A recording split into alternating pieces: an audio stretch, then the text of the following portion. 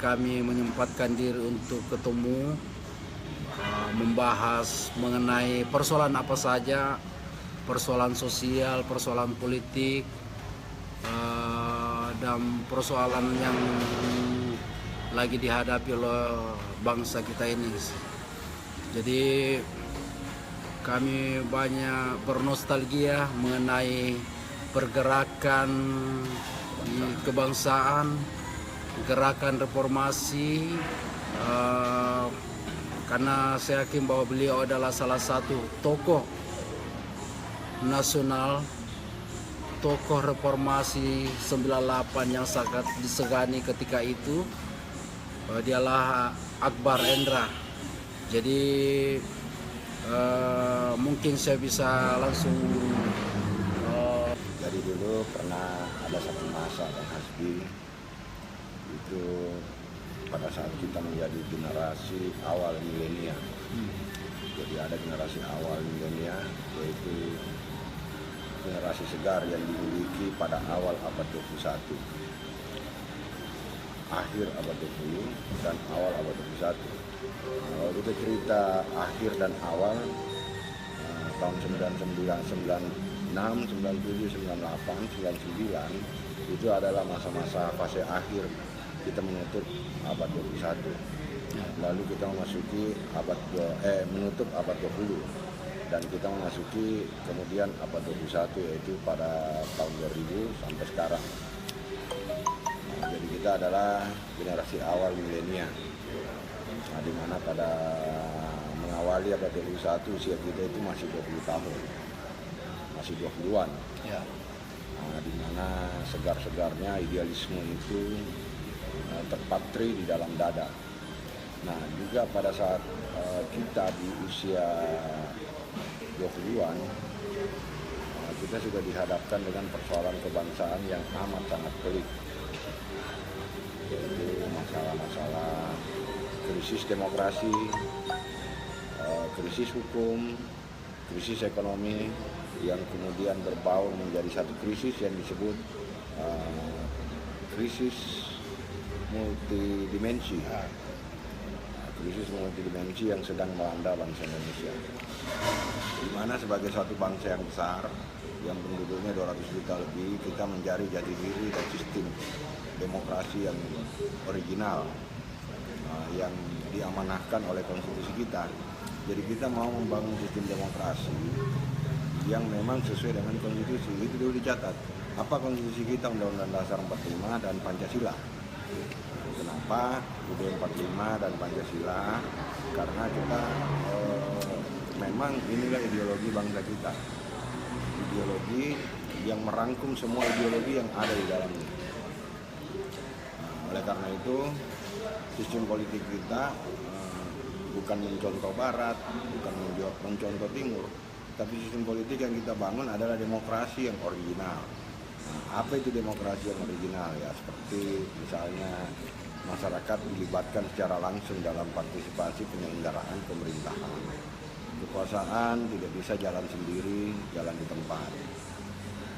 Kekuasaan tidak bisa jalan sesuai dengan keinginan penguasa saja, tapi yang utama yang harus diwujudkan adalah keinginan rakyat. Karena itu kita ber-AMPD. Apa itu AMPD? Aliansi Mahasiswa Pro Demokrasi. Itu kan kebetulan saya pernah jadi koordinator AMPD, Bang Hasbi juga pernah menjadi koordinator AMPD. Nah, di masa ini adalah masa-masa pencaharian identitas kebangsaan kita.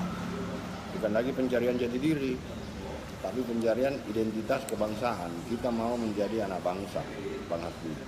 Ya kan?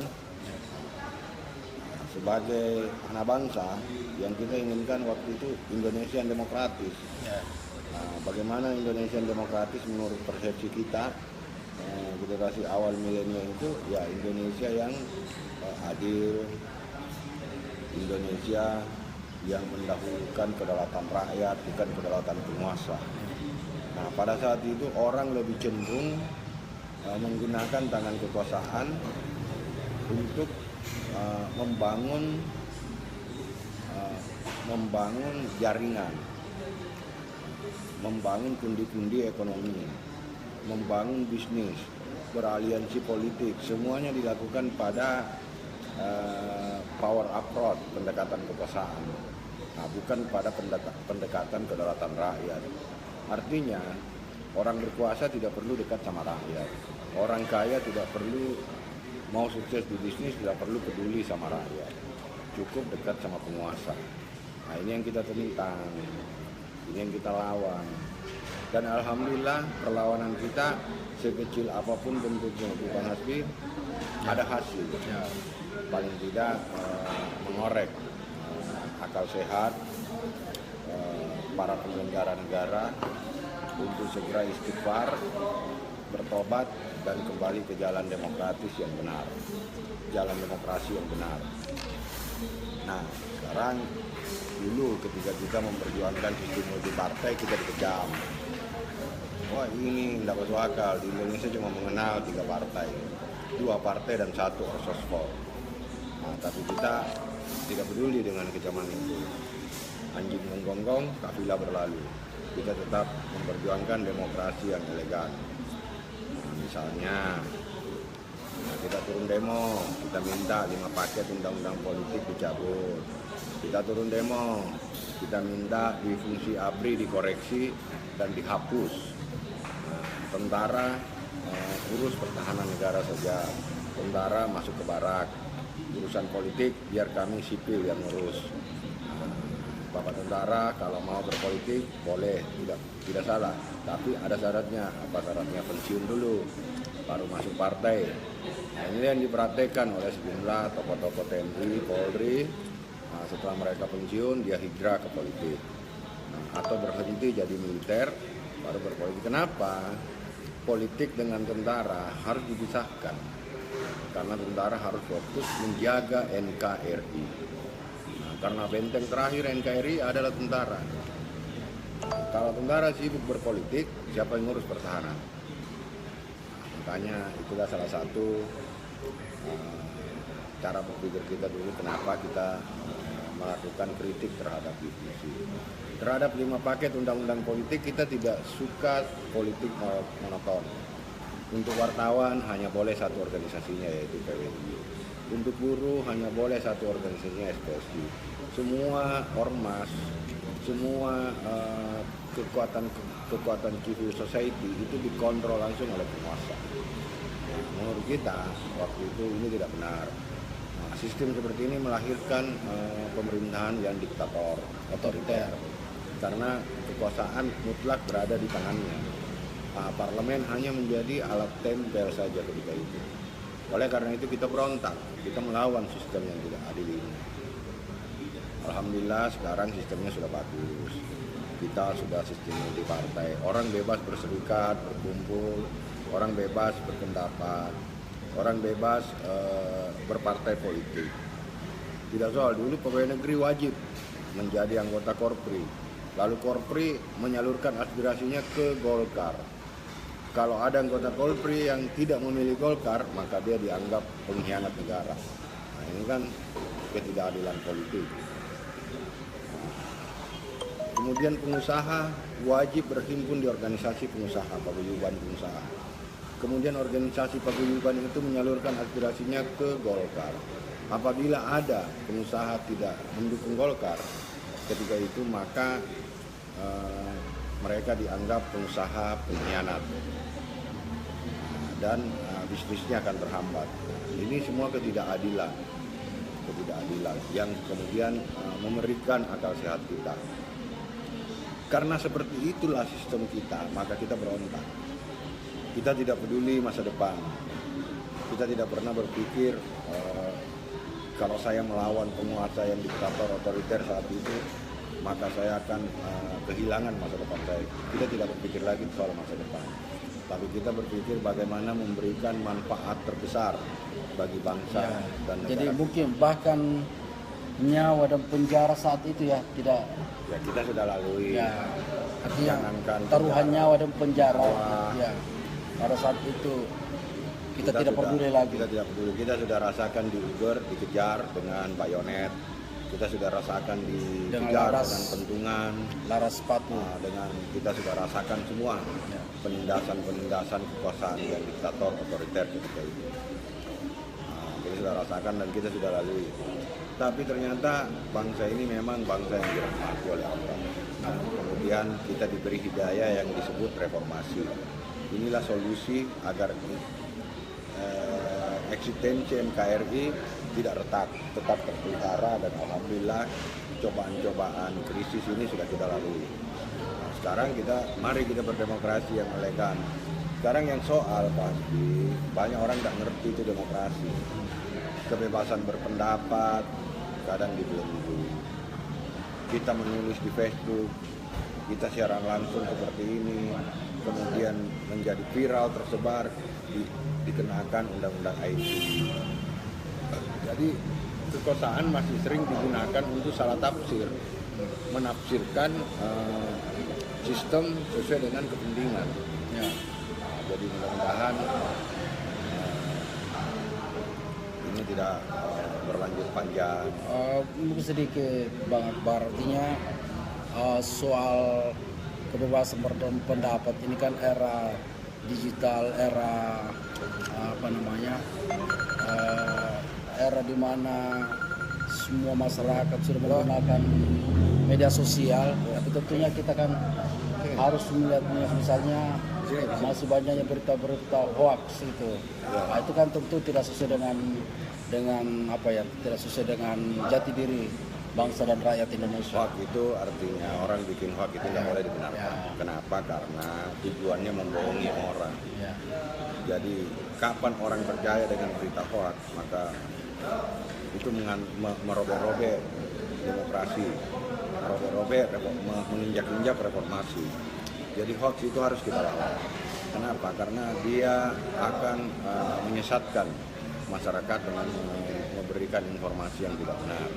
Nah, sementara moto kita kan memperjuangkan kejujuran, kebenaran, dan keadilan.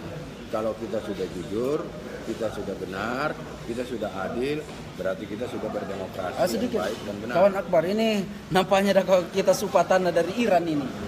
Dan Adi Hasan, anggota dewan kita di Majene. Ada Kawan kita AMPD dulu, yang dimana saya masih ingat ketika kita aksi melakukan mobilisasi terhadap buruh, memperjuangkan buruh timah.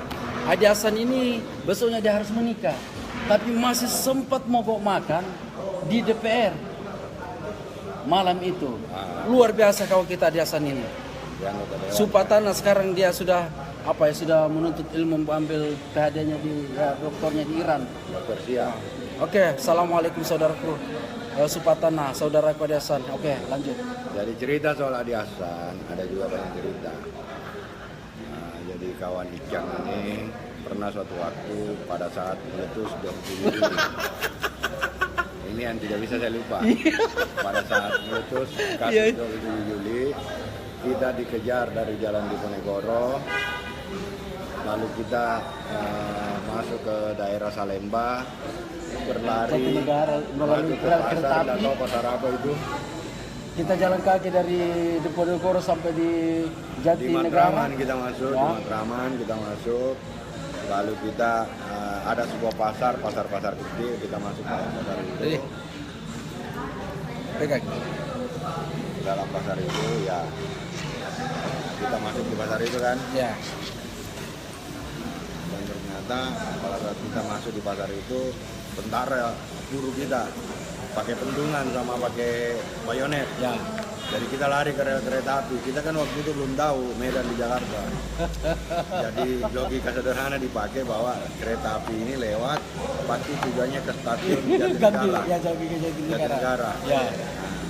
Pakai perasaan. Jadi kita telusuri rel kereta api. Karena pada saat itu kita memang tinggal di rumahnya almarhum Bang Munir ya, di Jatinegara. Jadi ya kita perkirakan saja bahwa ini arah ke Jatinegara rel kereta apinya ya. Ya, betul. Jadi waktu itu kita tinggal serumah dengan Munir. Jadi kita menuju ke Jatinegara. Ya. Nah, di rel kereta api itu ada cerita lucu karena kita jalan relnya sempit, sementara ada kereta api mau lewat. Ya, kita harus nyaris ketabrak kereta api itu waktu. Saya berpikir Tuhan masih Kenapa? menolong kita. Terus yang paling saya ingat waktu kita mari-mari poso istilahnya ya. Haji Assam mampir merokok sambil dengan santainya, tidak ada beban. Saya bilang kalau mau cari popularitas, mau mati, ya silahkan tinggal di situ karena kita diburu tentara. Masa masih sempat mau merokok? Kita ini diburu tentara ini. Bagaimana tidak? Waktu itu kita pakai baju yang tertulis demokrasi. Harus ditegakkan, ditegakkan. mesti dengan tetesan darah. Dengan tetesan darah, sementara darah sudah menetes di jalan di koridor. Nah ini orang, kalau mau cari mati saya bilang tinggal di situ, saya tinggal kau sendiri di sini. Akhirnya ya alhamdulillah dia ikut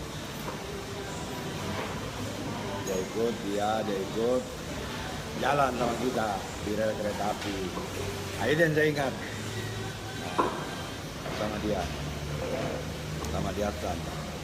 Kalau mau makan ya dia mau makan betul, padahal Boko banget betul. dia mau makan betul. Padahal dia harusnya tidak lagi mau menikah. Harusnya nikah besok. Harusnya Luar nikah. biasa kawan kita ini. Oke, teman-teman.